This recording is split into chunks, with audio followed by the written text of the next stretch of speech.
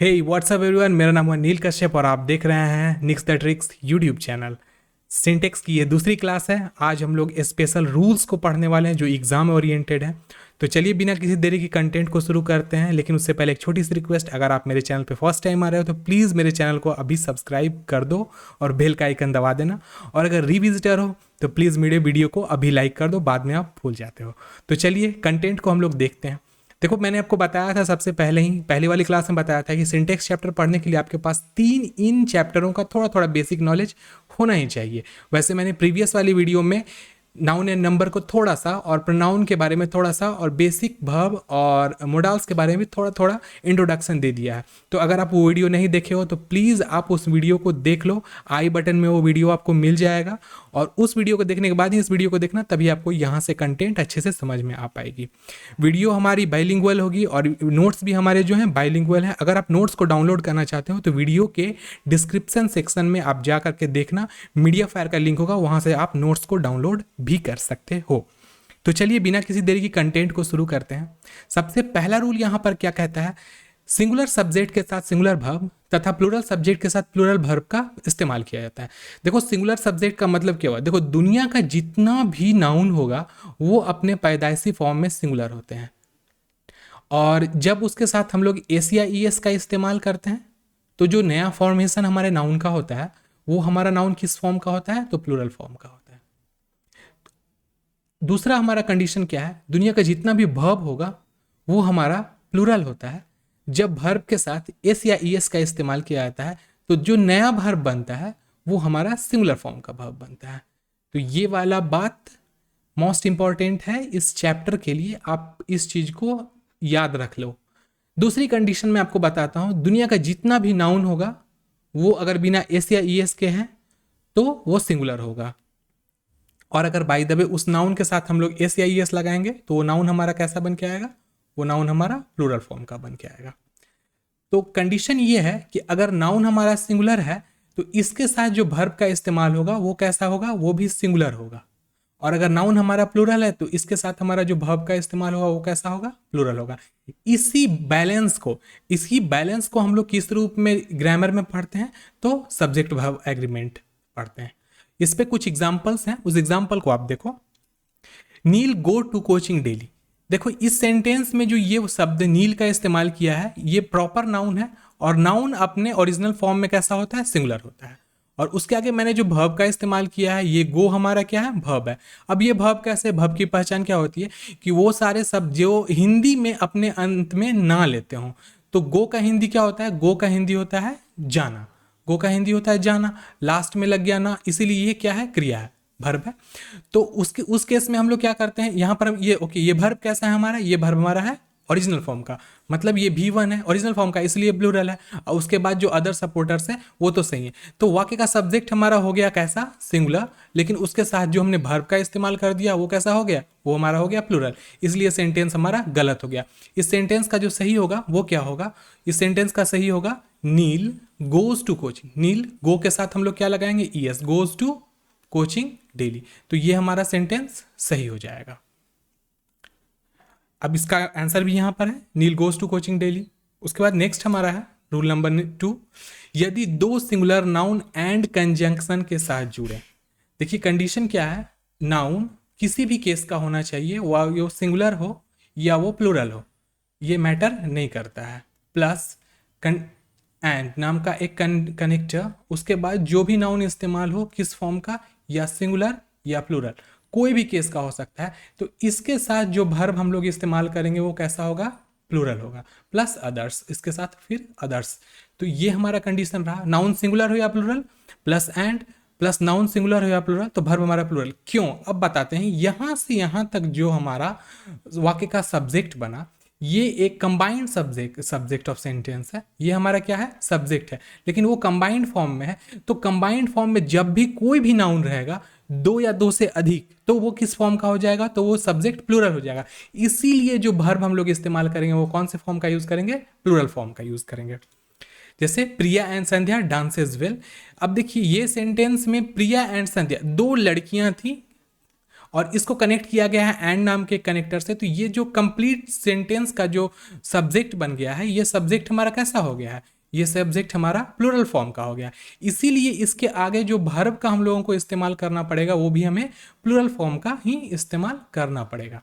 तो इसलिए सेंटेंस जो सही वाला होगा वो क्या होगा, प्रिया एंड संध्या डांसेज वेल। ये गड़बड़ है यहाँ पे, ये डांसेस वेल गलत है।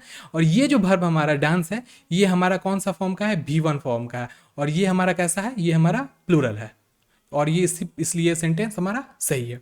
रूल नंबर 3 देखिएगा, यदि दो सिंगुलर नाउन एंड कंजक्शन से जुड़कर सेंटेंस के सब्जेक्ट के रूप में इस्तेमाल हो।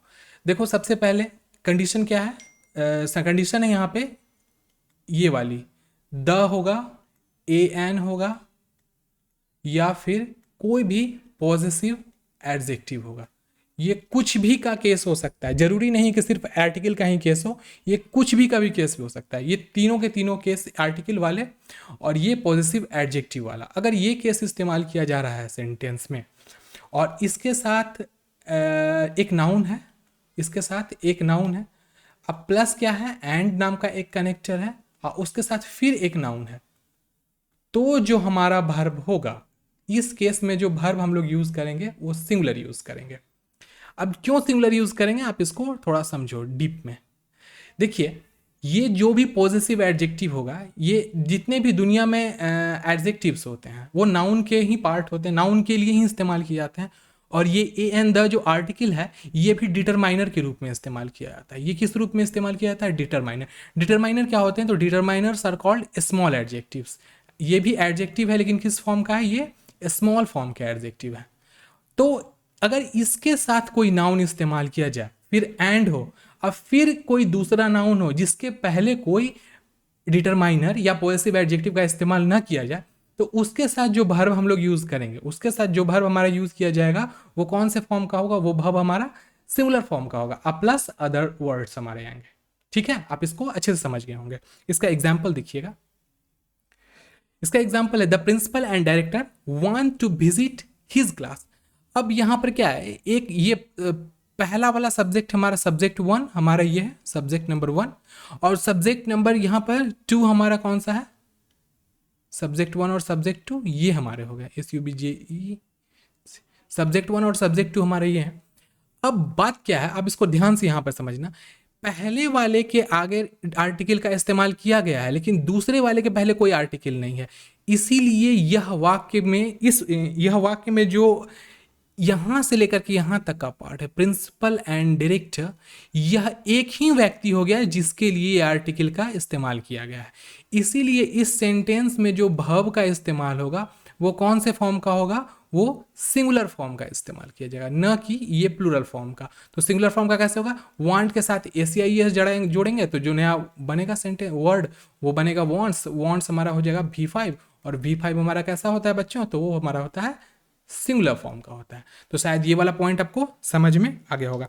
अब इसका एग्जाम्पल का आंसर भी यहाँ पर है, द प्रिंसिपल एंड डायरेक्टर। यहाँ पर क्या देखिए, ये पूरा का पूरा एक वाक्य का सब्जेक्ट, इसके लिए इस्तेमाल किया गया हमारा डिटरमाइनर द, और आगे हमारा वर्ब जो यूज़ किया गया, कौन से फॉर्म का यूज़ किया गया, V5 फॉर्म का यूज़ किया गया, और इसलिए सेंटेंस हमारा सही हो गया। रूल नंबर 4 क्या कहता है, अब रूल नंबर 4 रूल नंबर 3 का समझिए तो उसी का पार्ट है। इसमें क्या है, इस सेंटेंस में क्या होता है, वही सारे आर्टिकल, जितने भी आर्टिकल जो भी है ए एंड द, या फिर पॉजेसिव एडजेक्टिव, अब प्लस नाउन और प्लस आर्टिकल, फिर से आर्टिकल, अब या फिर पॉजेसिव एडजेक्टिव प्लस नाउन। देखो यहां पर क्या कंडीशन आई है, ध्यान दीजिएगा, प्लस जो वर्ब होगा हमारा कौन से फॉर्म का हो जाएगा, प्लूरल फॉर्म का होगा, प्लस अदर्स। अब इसको आप ढंग से समझिए कैसे हुआ। देखिए ये नाउन के लिए, ये जो नाउन है हमारा, इसके लिए हमने यूज किया ये वाला सेक्शन, और दूसरा नाउन हमारा ये है, इसके लिए हमने यूज किया ये वाला सेक्शन, आर्टिकल या पॉजेसिव एडजेक्टिव। तो जो सेंटेंस एक एग्जाम्पल के रूप में दे रहे हैं, माई पॉजेसिव एडजेक्टिव है, my father and teacher, is या आर।